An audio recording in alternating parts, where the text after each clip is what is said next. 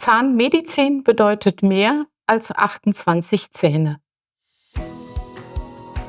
Die prothetische Zahnmedizin ist ein sehr breites Feld, vielfältig, ein Sammelbecken für viele Patienten. Sie steht häufig am Ende der Behandlungskette und hier sammeln sich Patienten mit unterschiedlichen Problemfeldern und Schwierigkeiten und diese einzeln zu identifizieren. Das ist das, was das Fach ausmacht und was Spaß macht an dieser Stelle. Und dazu gehören die älteren Patienten, dazu gehören Patienten mit Dysknatien, mit Funktionsstörungen, Patienten mit psychosozialen und psychosomatischen Beschwerdebildern. Alles das sind die Patienten, die sich in der Prothetik wiederfinden und mit denen wir dann auch gemeinsam umgehen müssen. Ich hatte das große Glück, meinen Wunschstudienort zu bekommen, und das war Münster. Und dann habe ich im Verlaufe des Studiums festgestellt, dass in der prothetischen Zahnmedizin man bereits im Studium sehr viel lernt, aber hier noch viel, viel mehr Potenzial liegt.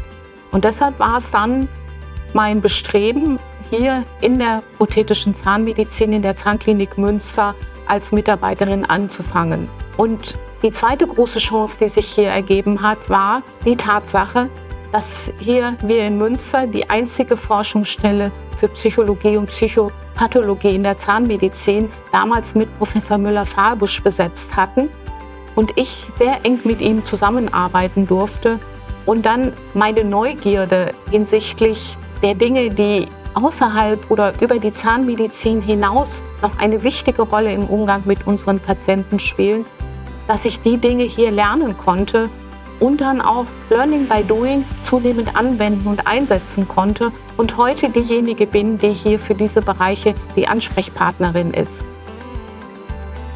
Mit Kollegen umzugehen, mit Kollegen in die Diskussion einzutreten und Dinge weiterzugeben, die man selbst einmal lernen musste. Dieses Wissen dann weiterzugeben, das sind die Dinge, die jeden Tag motivieren, mit Studierenden umzugehen, aber auch der Umgang mit Kollegen, die dann ihre Erfahrungen mit reinbringen, aus denen ich als Lehrende auch noch lernen kann. Und das Ganze dann in dieser Zusammenarbeit, in den Diskussionen, das sind die Dinge, die die Lehrer ausmachen und die uns und mir Freude machen, das Wissen und die Kompetenzen hier weiterzugeben. Mein Name ist Anne Wolowski. Ich möchte Ihnen aufzeigen, was die Zahnmedizin sonst noch ausmacht.